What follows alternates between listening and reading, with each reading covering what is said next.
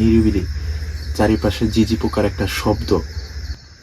আপনাদেরকে একটা জিনিস দেখাই, দেখেন বাহিরের পরিবেশটা কেমন। গ্রাম অঞ্চলে বাহিরের পরিবেশটা আপনারা জাস্ট দেখেন কেমন, কতটা ভয়ঙ্কর, ঠিক না?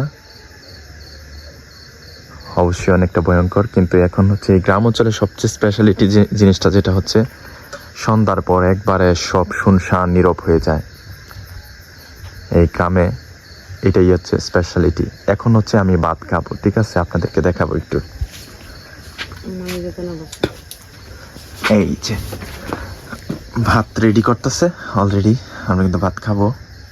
দেখাচ্ছি কি দিয়ে খাবো, আপনারা থাকেন।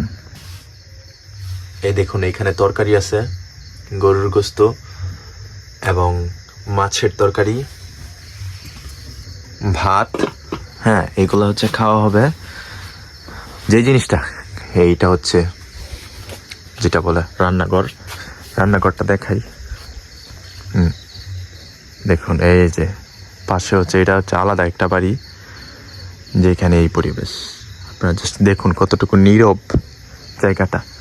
এইখানে যা এভাবে জাস্ট খালি মানে এইভাবে খাইছেন কিনা শহরে যারা থাকেন, আসলে তো এই পরিবেশটা বুঝবেন না আপনারা। তো এই যে পরিবেশটা দেখেন, এখন কিন্তু খাওয়া শুরু হয়ে যাবে। সাথে একটু কিন্তু ঠান্ডা আছে, সেটা আমি খাবো। একটুই আছে, অল্প একটু আছে।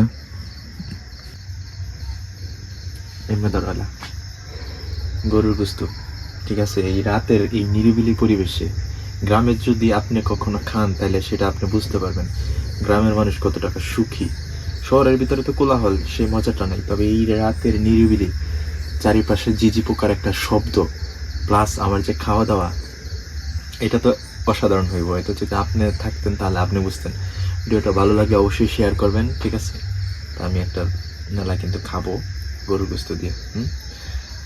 দেখেন কেমন লাগে।